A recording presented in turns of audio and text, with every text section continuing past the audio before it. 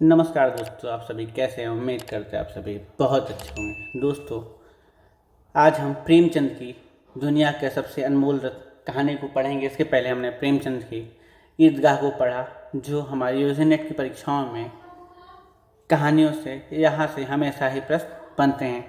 आइए शुरू करते हैं। दुनिया के सबसे अनमोल रत्न। दुनिया के सबसे अनमोल रत्न में हम दोस्तों ये याद करेंगे, यहाँ जो इसके मुख्य पात्र हैं दो ही हैं, एक दिलफिगार है और दूसरी दिलफरेब है। आइए शुरू करते हैं। दिलफिगार एक कटीले पेड़ के नीचे दामन चाक किए बैठा हुआ खून के आंसू बहा रहा था। वह सौंदर्य की देवी यानी मलका दिलफरेब का सच्चा और जान देने वाला प्रेमी था। उनका प्रेमियों में नहीं, जो इत्र फुलेल में बसकर और शानदार कपड़ों में सजकर आशिक के वेश में मासूकियत का दम भरते हैं, बल्कि उन सीधे साधे भोले भाले फरीदियों में जो जंगल और पहाड़ों से सर टकराते हैं और फरियाद मचाते फिरते हैं। दिलफरेब ने उनसे कहा था कि अगर तू मेरा सच्चा प्रेमी है तो जा और दुनिया की सबसे अनमोल चीज़ लेकर मेरे दरबार में आ, तब मैं तुझे अपनी गुलामी में कबूल करूंगी। अगर तुझे वह चीज़ ना मिले तो खबरदार इधर रुख ना करना, वरना सूली पर खिंचवा दूंगी। दिलफिगार को अपनी भावनाओं के प्रदर्शन के सिकवे शिकायत का, प्रेमिका के सौंदर्य दर्शन का तनिक भी अवसर न दिया गया। दिलफरेब ने ज्यों ही यह फैसला किया सुनाया, उसके चौबदारों ने गरीब दिलफिगार को धक्के देकर बाहर निकाल दिया।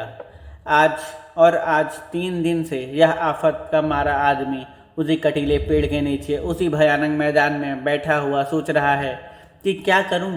दुनिया का सबसे अनमोल चीज़ मुझे मिलेगी नामुमकिन। वह है क्या करूं का खजाना, अबे हयात, खुसरो का ताज, जामे जम, तख्ते थाउस, परवेज के दौलत नहीं, यह चीज़ हरगिज़ नहीं। दुनिया में ज़रूर इससे भी महंगी, इससे भी अनमोल चीज़ें मौजूद हैं, मगर वह क्या हैं, कहाँ हैं, कैसे मिलेंगे। या खुदा, मेरी मुश्किल क्यों आसान होगी। दिलफिगार इन्हीं ख्यालों में चक्कर खा रहा था और अक्ल कुछ काम ना करती थी। मुनीर सामी को हातिम सा मददगार मिल गया। एक काश कोई मेरा भी मददगार हो जाता है। एक काश मुझे भी उस चीज़ का, जो दुनिया का सबसे बेशकीमती चीज़ है, नाम बतला दिया जाता। बला से वह चीज़ हाथ ना आती, मगर मुझे इतना तो मालूम हो जाता कि वह किस किस्म की चीज़ है। मैं घड़े बराबर मोती की खोज में जा सकता हूँ। मैं समुंदर का गीत, पत्थर का दिल, मौत की आवाज़ और इससे भी ज़्यादा बेनिशान चीज़ों की तलाश में कमर कस सकता हूँ, मगर दुनिया के सबसे अनमोल चीज़, यह मेरी कल्पना की उड़ान से बहुत ऊपर है। आसमान के तारे निकल आए थे। दिलफिगार ने लगा एक खुदा का नाम लेकर उठा और एक तरफ को चल खड़ा हुआ। भूखा प्यासा, नंगे बदन, थकन से चूर, वह बरसों वीरानों और आबादियों की खाक छानता फिरा। तलवे कांटों से छलनी हो गए, शरीर में हड्डियों की हड्डियां दिखाई देने लगी, मगर वह चीज़ जो दुनिया की सबसे बेशकीमती चीज़ थी ना मिली और ना उसका कोई निशान मिला। एक रोज वह भूलता भटकता एक मैदान में जा निकला, जहाँ हजारों आदमी गोल बांधे खड़े थे। बीच में कई अमामे और चोंगे वाले डड़ियल काजी अफसरिस्तान से बैठे हुए आपस में कुछ सलाह मशवरा कर रहे थे, और इस जमात से जरा सा दूर पर एक सूली खड़ी थी। दिलफिगार कुछ तो कमजोरी की वजह से, कुछ यहाँ की कैफियत देखने के इरादे से ठिठक गया। क्या देखता है कि कई लोग नंगी तलवारें लिए एक कैदी को, जिसके हाथ पैर में जंजीरें थी, पकड़े हुए चले आ रहे हैं। सूली के पास पहुंचकर सब सिपाही रुक गए और कैदी की हथकड़ियाँ, बेड़ियाँ सब उतार ली गए। इस अभागे आदमी का दामन सैकड़ों बेगुनाहों के खून के छींटों से रंगीन था, और उनका दिल नेकी के ख्याल और रहम की आवाज़ से जरा भी परिचित न था।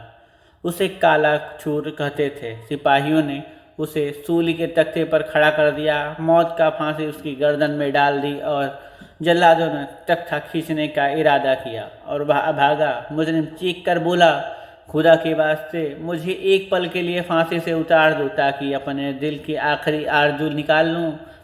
यह सुनते ही चारों तरफ सन्नाटा छा गया। लोग अचंभे से आकर ताकने लगे। काजियों ने एक मरने वाले आदमी की अंतिम याचना को रद्द करना उचित ना समझा और बदनसीब पापी काला चोर जरा देर के लिए फांसी से उतार लिया गया। इसी भीड़ में एक खूबसूरत भोला भाला लड़का एक छड़ी पर सवार होकर अपने पैरों में उछल उछल फर्जी घोड़ा दौड़ा रहा था और अपनी सादगी की दुनिया में ऐसा मगन था कि जैसे इस वक्त सचमुच किसी अरबी घोड़े पर सहसवार हो है। उसका चेहरा उस सच्ची खुशी से कमल की तरह खिला हुआ था जो चंद दिनों के लिए बचपन में ही हासिल होती हैं और जिसकी याद हमको मरते दम तक नहीं भूलती। उनका दिल अभी तक पाप के गर्द और धूल के से अछूता था और मासूमियत उसे अपनी गोद में खिला रही थी। बदनसीब काला चोर फांसी से उतरा। हजारों आंखें उस पर गड़ी हुई थी। वह उस लड़के के पास आया और उसे गोद में उठाकर प्यार करने लगा। उसे इस वक्त वह जमाना याद आया जब वह खुद ऐसा ही भोला भाला, ऐसा ही खुश एक खुर्रम और दुनिया की गंदगियों से ऐसा ही पाक साफ था। माँ गोदियों में खिलाती थी, बाप बलाएं लेता था और सारा कुनबा जान न्यौछावर करता था। आह, काले चोर के दिल पर इस वक्त बीते हुए दिनों की याद का इतना असर हुआ कि आंखों में से जिन्होंने दम तोड़ती हुई लाशों को तड़पते देखा और न झपकी, आंसू का एक कतरा टपक पड़ा। जुल्फिकार ने लपक कर उस अनमोल मोती को हाथ में ले लिया और उसके दिल ने कहा, बेशक यह दुनिया का सबसे अनमोल चीज़ है जिस पर तख्ते हाउस और जमे जम और आबे हयात और जरे परवेज सब न्यौछावर है। इस ख्याल से खुश होता कामयाबी की उम्मीद में सरमस्त दिलफिगार अपनी मासूका दिलफरेब के शहर मिनोसाबाद को चला। मगर ज्यों-ज्यों मंजिलें तय होती जाती थी उसका दिल बैठ जाता था कि कहीं उस चीज़ की जिसे मैं दुनिया का सबसे बेशकीमती चीज़ समझता हूँ दिलफरेब की आंखों में कद्र ना हुई तो मैं फांसी चढ़ा दिया जाऊँगा और इस दुनिया से नामुराद जाऊँगा। लेकिन जो हो सो हो, अब तो किस्मत आजमाई है। आखिरकार पहाड़ और दरिया तय करते हुए शहर मिनोसाबाद में आ पहुँचा। दोस्तों ये याद रखेंगे, यहाँ जो शहर की बात कर रहे हैं मिनोसाबाद शहर की चर्चा हुई है, यहाँ आ पहुँचा और दिलफरेब की ड्योढ़ी पर जाकर विनती की कि थकान से टूटा हुआ दिलफिगार खुदा के फजल में से हुक्म की तामील करके आया है और आपकी कदम चूमना चाहता है। दिलफरेब ने फौरन अपने सामने बुला भेजा और एक सुनहरे पर्दे की ओट से फरमाइश की कि वह अनमोल चीज़ पेश करो। दिलफिगार ने आशा और भय की एक विचित्र मनः स्थिति में वह बूंद पेश की और उसकी सारी कैफियत बहुत पुअसर लफ्ज़ों में बयां की। दिलफरेब ने पूरी कहानी बहुत गौर से सुनी और वह भेंट हाथ में लेकर जरा देर तक गौर करने के बाद बोली, दिलफिगार, बेशक तूने दुनिया की एक बेशकीमत चीज़ ढूंढ निकाले, तेरी हिम्मत और तेरी सूझबूझ की दाद देती हूँ, मगर यह दुनिया का सबसे बेशकीमती चीज़ नहीं है। इसलिए तू यहाँ से जा और फिर कोशिश कर, शायद अब की तेरे हाथ में वह मोती लगे और तेरी किस्मत मेरी गुलामी लिखी हो। जैसा कि मैंने पहले ही बतला दिया था कि मैं तुझे फांसी पर चढ़वा सकती हूँ, मगर मैं तेरी जाबख्शी करती हूँ इसलिए कि तुझ में वह गुण मौजूद है जो मैं अपने प्रेमी में देखना चाहती और मुझे यकीन है कि तू जरूर कभी ना कभी कामयाब होगा। नाकाम और नामुराद दिलफिगार ने इस मासूकाना इनायत से जरा दिलेर होकर बोला, ए दिल की रानी, बड़ी मुद्दत के बाद तेरी ड्योढ़ी पर सजदा करना नसीब होता है। फिर खुदा जाने ऐसा दिन कब आएंगे। क्या तू अपने जान देने वाले आशिक के बुरे हाल पर तरस न खाएगी और क्या अपने रूप की एक झलक दिखाकर इस जलते हुए दिलफिगार को आने वाले सख्तियों के झेलने की ताकत न देगी। तेरी एक मस्त निगाह के नशे से चूर होकर मैं वह कर सकता हूँ जो आज तक किसी ने ना बन पड़ा हो। दिलफरेब आशिक की यह चाव भरी बातें सुनकर गुस्सा हो गई और हुक्म दिया कि इस दीवाने को खड़े खड़े दरबार से निकाल दो। चौबदार ने फौरन गरीब दिलफिकार को धक्के देकर यार के कुछ से बाहर निकाल दिया। कुछ देर तक तो दिलफिकार अपनी निष्ठुर प्रेमिका के इस कठोरता पर आंसू बहाता रहा और सोचने लगा कि कहाँ जाऊं।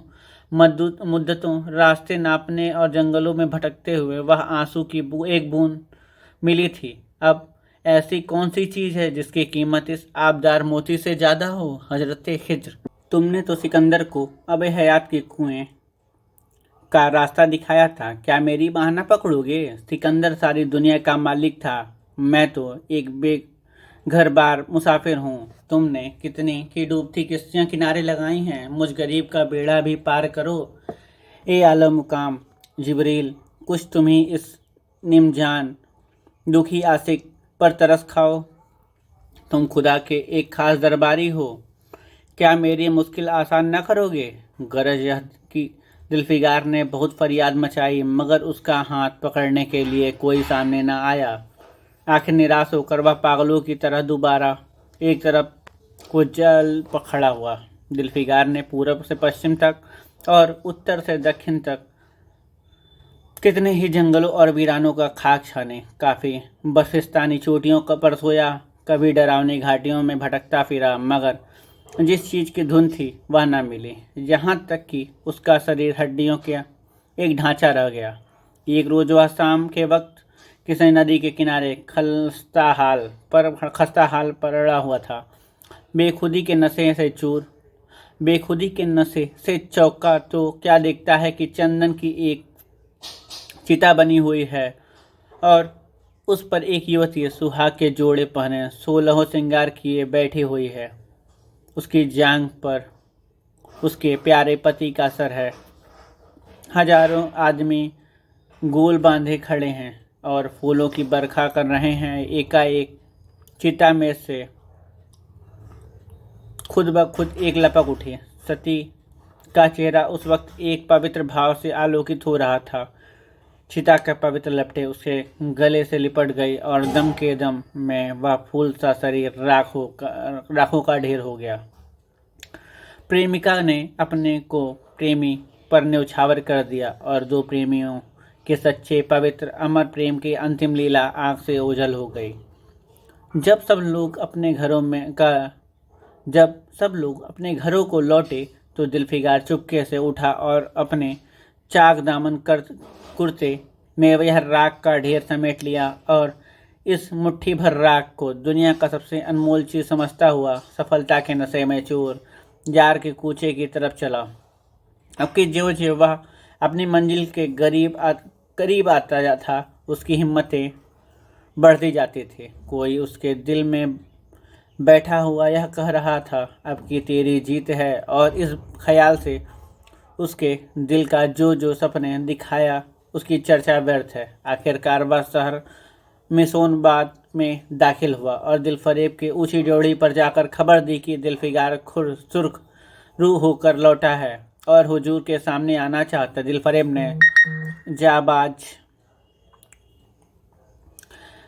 दिलफरेब ने जाबाज आशिक को फौरन दरबार में बुलाया और उस चीज़ के लिए जो दुनिया की सबसे बेशकीमती चीज़ थी हाथ फैला दिया। दिलफिकार ने हिम्मत करके उसकी चांदी जैसी कलाई को चूम लिया और मुट्ठी भर राख उसकी हथेली पर रखकर सारी कैफियत दिल को पिघला देने वाले लफ्जों को कह सुनाई और सुंदर प्रेमिका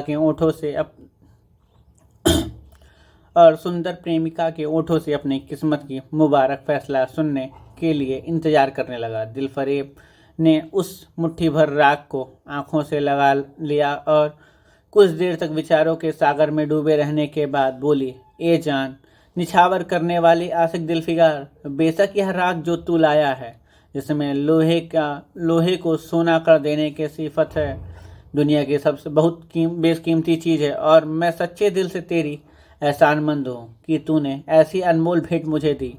मगर दुनिया में इससे भी ज़्यादा अनमोल कोई चीज़ है, जा उसे तलाश कर और तब मेरे पास आ। मैं तहे दिल से दुआ करती हूँ कि खुदा तुझे कामयाब करे। यह कहकर वह सुनहरे पर्दे से बाहर आई और मासूकाना अदा से अपने रूप का जलवा दिखाकर फिर नज़रों से ओझल हो गई। यह बिजली थी एक बिजली थी कि कौंध और फिर बादलों के पर्दों में छिप गई। अभी जुल्फिकार के होश आवाज ठिकाने पर न आने पाए थे कि चौबेदार ने मुलायमियत से उसका हाथ पकड़कर यार के कूचे से उसको निकाल दिया और फिर तीसरी बार वह प्रेम के पुजारी निराश के अथाह समुद्र में गोता खाने लगा। जुल्फिकार का हियाव छूट गया। उसे यकीन हो गया कि मैं दुनिया में इसी तरह नासाद और नामुराद मर जाने के लिए पैदा किया गया था और अब इसके सिवा और कोई चारा नहीं था कि किसी पहाड़ पर चढ़कर नीचे कूद पड़े ताकि मासूक के जुल्मों की फरियाद करने के लिए एक हड्डी भी बाक न रहे। वह दीवाने की तरह उठा और गिरता पड़ता एक गगनचुंबी पहाड़ की चोटी पर जा पहुंचा। किसी और समय वह ऐसे ऊंचे पहाड़ पर चढ़ने का साहस न कर सकता था, मगर इस वक्त जान देने के जोश में उसे वह पहाड़ एक मामूली टेकरी से ज़्यादा ऊंचा न नजर आया। करीब था कि वह नीचे कूद पड़े कि हरे हरे कपड़े पहने हुए और हरा अमामा बांधे हुए एक बुजुर्ग एक हाथ में तस्बीह और बूढ़े हाथ में लाठी लिए बरामद हुए और हिम्मत बढ़ाने वाले स्वर में बोले, जुल्फिकार, नादान जुल्फिकार, यह क्या बुज़दिलों जैसी हरकत है? तू मोहब्बत का दावा करता है और तुझे इतनी भी खबर नहीं कि मजबूत इरादा मोहब्बत के रास्ते की पहली मंजिल है। मर्द बन और यूं हिम्मत ना हार। पूरब की तरफ एक देश है जिसका नाम हिंदुस्तान है, वहाँ जा और तेरी आरजू पूरी होगी।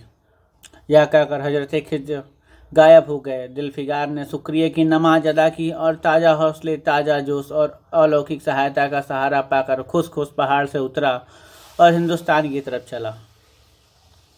मुद्दों तक कांटों से भरा हुआ जंगलों, आग बरसाने वाले रेगिस्तानों, कठिन घाटियों और अलग पर्वतों को तय करने के बाद जुल्फिकार हिंद की पाक सरजमीन में दाखिल हुआ और एक ठंडे पानी के सोते में सफ़र की तकलीफ़ें धोकर थकान के मारे नदी के किनारे लेट गया। शाम होते होते वह एक चटियल मैदान में पहुंचा जहां बेशुमार अजमरी और बेजान लाशें बिना कफन के पड़ी हुई थी। चील, कौवे और बहसी दरिंदे मरे पड़े हुए थे और सारा मैदान खून से लाल हो रहा था। यह डरावना दृश्य देखते ही जुल्फिकार का जी दहल गया। या खुदा, किस मुसीबत में जान फंसी! मरने वालों का कहराना, सिसकना और एड़ियां रगड़ कर जान देना, दरिंदों के हड्डियों का नोचना और गोश्त के लोथलों को लेकर भागना, ऐसा हौलनाक सीन जुल्फिकार ने कभी न देखा था। एकाएक उसे ख्याल आया, यह लड़ाई का मैदान है और यह लाशें सूरमा सिपाहियों की हैं। इतने में करीब से कराहने की आवाज़ आई। जुल्फिकार उस तरफ फिरा तो देखा कि एक लंबा तगड़ा आदमी, जिसका मर्दाना चेहरा जान निकालने की कमजोरी से पीला हो गया था, जमीन पर सिर झुकाए हुए पड़ा था। सीने से खून का फव्वारा जारी है, मगर आबदार तलवार के मुठ पंजे से अलग नहीं हुई। जुल्फिकार ने एक चिथड़ा लेकर घाव के मुंह पर रख दिया ताकि खून रुक जाए और बोला, ए जवान मर्द, तू कौन है? जवान मर्द ने यह सुनकर आंखें खोली और वीरों की तरह बोला, क्या तू नहीं जानता मैं कौन हूँ? क्या तूने आज इस तलवार की काट नहीं देखी? मैं अपनी माँ का बेटा और भारत का सपूत हूँ। यह कहते कहते उसकी त्योरियों पर बल पड़े। पीला चेहरा गुस्से से लाल हो गया और आबदार शमशीर फिर अपना जौहर दिखाने के लिए चमक उठे। जुल्फिकार समझ गया कि यह उस वक्त मुझे दुश्मन समझ रहा है। नरमी से बोला, ए जवान मर्द, मैं तेरा दुश्मन नहीं हूँ। अपने वतन से निकला हुआ एक गरीब मुसाफिर हूँ। इधर भूलता भटकता आ निकला। बराए मेहरबानी मुझसे यहाँ की कुल कैफियत बयान कर। यह सुनते ही घायल सिपाही बहुत मीठे स्वर में बोला, अगर तू मुसाफिर है तो आ मेरे खून से तर पहलू पर बैठ जा, क्योंकि यही 2 अंगुल ज़मीन है जो मेरे पास बाकी रह गई है और जो सिवाय मौत के कोई नहीं छीन सकता। अफसोस है कि तू यहाँ ऐसे वक्त में आया जब हम तेरा आतिथ्य सत्कार करने योग्य नहीं। हमारे बाप दादा का देश आज हमारे हाथ से निकल गया है और इस वक्त हम बेवतन हैं, मगर पहलू बदलकर हमने हमलावर दुश्मनों को बता दिया कि राजपूत अपने देश के लिए कैसी बहादुरी से जान देता है। यह आसपास जो लाशें तू देख रहा है, यह उन लोगों की हैं जो इस तलवार के घाट उतरे हैं। मुस्कुराकर और गोया कि मैं बेवतन हूँ, मगर गनीमत है कि दुश्मन की ज़मीन पर मर रहा हूँ। सीने के घाव से चिथड़ा निकालकर क्या तूने यह मरहम रख दिया? खून निकलने दे। इसे रोकने से क्या फ़ायदा? क्या मैंने अपने ही देश की गुलामी करने के लिए जिंदा रहूं? नहीं, ऐसा ज़िंदगी से मर जाना अच्छा है, इससे अच्छी मौत मुमकिन नहीं। जवां मर्द की आवाज़ मध्यम हो गई, अंग ढीले पड़ गए, खून इतना बह रहा कि खुद ब खुद बंद हो गया। रह रह कर एक आध बूंद टपक पड़ता था। आखिरकार सारा शरीर बेदम हो गया, दिल की हरकत बंद हो गई और आंखें मूंद गई। दिलफिगार ने समझा अब काम तमाम हो गया कि मरने वाले ने धीमे से कहा, भारत माता की जय, और उसके सीने से खून का आखिरी कतरा निकल पड़ा। एक सच्चे देश प्रेमी और देशभक्त ने देशभक्ति का हक अदा कर दिया। दिलफिगार पर इस दृश्य का बहुत गहरा असर पड़ा और उसके दिल ने कहा, बेशक दुनिया में खून के इस कतरे से ज़्यादा अनमोल चीज़ कोई नहीं हो सकती। उसने फौरन उस खून की बूंद को, जिसके आगे यमन का लाल भी हेंच है, हाथ में ले लिया और इस दिलेर राजपूत की बहादुरी पर हैरत करता हुआ अपने वतन की तरफ रवाना हुआ और शक्तियों झेलता आखिरकार बहुत दिनों के बाद रूप की रानी मलका दिलफरेब की ड्योढ़ी पर जा पहुंचा और पैगाम दिया कि दिलफिगार सुरखरू और कामयाब होकर लौटा है और दरबार में हाजिर होना चाहता है। दिलफरेब ने उसे फौरन हाजिर होने का हुक्म दिया। खुद हस्बे मामूल सुनहरे पर्दे की ओट में बैठी और बोली, दिलफिगार अब कि तू बहुत दिनों बाद वापस आया, ला दुनिया की सबसे बेशकीमती चीज़ कहाँ है? दिलफिगार ने मेहंदी रची हथेलियों को चूमते हुए खून का वह कतरा उस पर रख दिया और उसकी पूरी कैफियत पुरजोश लहजे में कहा सुनाई। वह खामोश भी न होने पाया था कि एकाएक वह सुनहरा पर्दा हट गया और दिलफिगार सामने हुस्न का एक दरबार सजा हुआ नजर आया, जिसकी एक एक नाजनीन जुलेखा से बढ़कर थी। दिलफरेब बड़ी शान से हाँ सुनहरी मसनद पर सुशोभित हो रही थी। दिलफिगार हुस्न का यह तिलस्म देखकर अचंभे में पड़ गया और चित्रलिखित सा खड़ा रहा कि दिलफरेब मनसद से उठी और कई कदम आगे बढ़कर उससे लिपट गए। गाने वालियों ने खुशी से गाने शुरू किए। दरबारियों ने दिलफिगार की नज़रें भेंट की और चांद सूरज को बड़ी इज्जत के साथ मसनद पर बैठा दिया।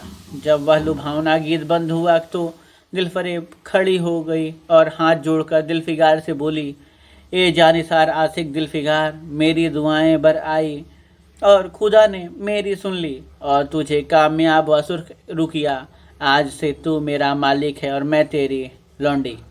यह कहकर उसने एक रत्न जनित मंजूसा मंगाई और उसमें से एक तख्ती निकाली, जिस पर सुनहरे अक्षरों में लिखा हुआ था, खून का वह आखिरी कतरा जो वतन की हिफाजत में गिरे, दुनिया का सबसे अनमोल रत्न है। यहाँ से हमारी यह कहानी भी खत्म होती है, दुनिया की अनमोल रत्न। बहुत बहुत धन्यवाद।